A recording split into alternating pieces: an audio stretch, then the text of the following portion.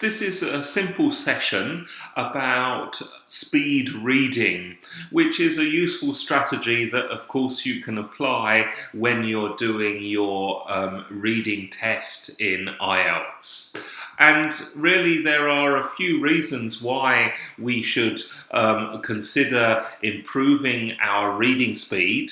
The first one, of course, is time. A lot of candidates have a problem with the reading test because the texts are quite long. There are 40 questions, but there is only 1 hour to cover all of the text and all of the questions. And some of the questions also require quite a lot of thinking time. And if you can use speed reading to get through the text and consider all the information, then it's going to increase your chances of getting a better score. Another thing about speed reading is that it gives you confidence, and of course the more confidence you have, the more correct answers you will be able to find. And linked to that is it relieves the pressure of the time, the stress of feeling that you just don't have time to actually read all of this stuff. If you apply speed reading skills, you can go in with that kind of belief that yes, I can get through the texts, I can get through all of the questions in the time given. So this is a useful thing to look at. Let's look at how to do speed reading now. So this is really just a set of things that speed reading involves. To begin with, you do need to set a clear purpose about your reading sessions. So clear purposes would be simply to read in a certain time, especially with speed reading where we're trying to read fast under limited time. It's a good idea to actually identify how many minutes you're going to read the text for. Now, the second point when you're doing speed reading is eliminate distractions. And of course, this applies not just to speed reading, but to any kind of reading. Here I talk about internal distractions, and this is about concentration and not letting your mind be distracted by anything.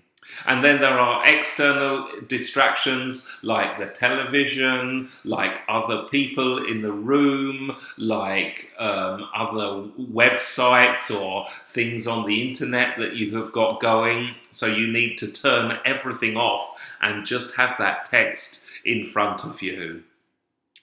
Now, the first part of speed reading is to get an overview of the text. So you can look at the headings, you can look at the diagrams, you can look at titles and just read those to get an overview of what the text is actually about. And then another tip is to scan for the key features. So I've talked about headings, but also you can look at bullet points and titles there. You can also look at special features in the text. These are things, parts that are highlighted with bold, thicker text or with italics, that kind of thing. So remember, this is speed reading, so you're only doing this for 2 or 3 minutes and you're having a quick scan, just like a computer scanner scans over items very quickly. You just use your eyes as if they are scanning just to pick out the important or noticeable parts of the text, and that will give you a general idea about the topic and the kind of text you're reading. Now, with speed reading, you should not reread because that takes up time, and people who are reading in a sort of general sense, they often go back and reread again the sentences or the paragraphs. It's quite common. So you need to avoid this simply because you're trying to read faster. Now, the tip here is because your eyes will naturally try and reread things, you can cover the words that you've read with a pencil or a ruler. So you'd put the pencil on or actually flat on the page, and you'd cover so you can only see the lines below. So the pencil or the ruler does not cover what you're going to read, it covers what you have already read.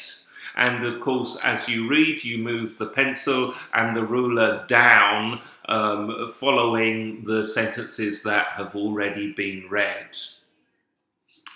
Again, using a pencil or a pen, this time you can point the pen or pencil at the words you're reading. And the idea is that you follow your hand. So your pencil guides you along the line and you read following that pencil. Another useful tip is to read in blocks of words. So rather than just read one word at a time, try to read 3 or 4 words together in one block.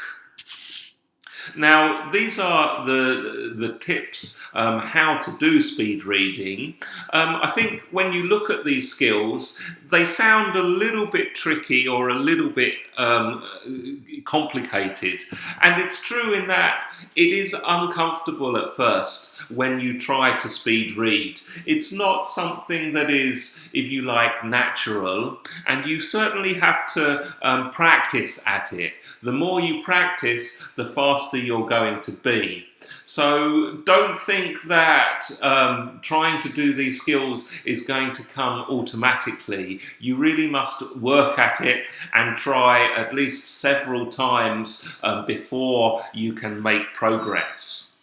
But again, remember that it's worth doing, because if you can do speed reading well, then you're going to get through those reading texts much more comfortably and increase your chances of getting a high score.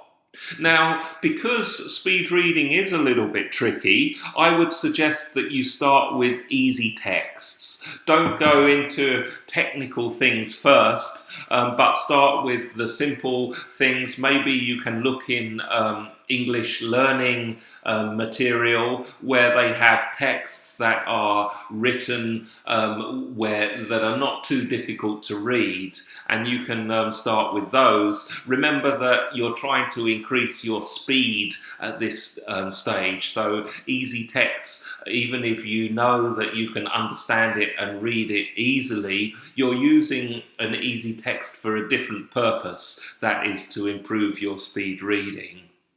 The other thing you can do is take an online speed reading test, because there are lots of these things on the internet. Some of them are kind of crazy. Once again, just put that in a Google online speed reading test, and you'll find lots and lots of different suggestions for that.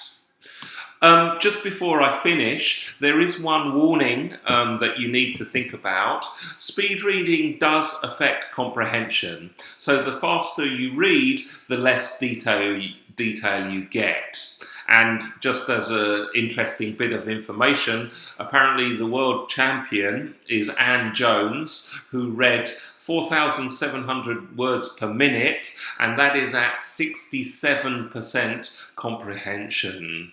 The warning I'd just like to say is that sometimes IELTS questions require you to read carefully and to understand some of the specific details in the text. So, although speed reading is very useful, you also need to be aware that sometimes you might have to stop and really read carefully in order to find the correct answer. So there are some tips how to do speed reading. As I said, have a go at practicing it. It is one of the useful skills you can apply in getting your high score. So it is worth practicing. But once again, as always, Because it is speed reading, you only need to spend a few minutes practicing, and that's all you need during the day. So it's possible to do it without too much trouble. And let us know how you get on with your speed reading strategies.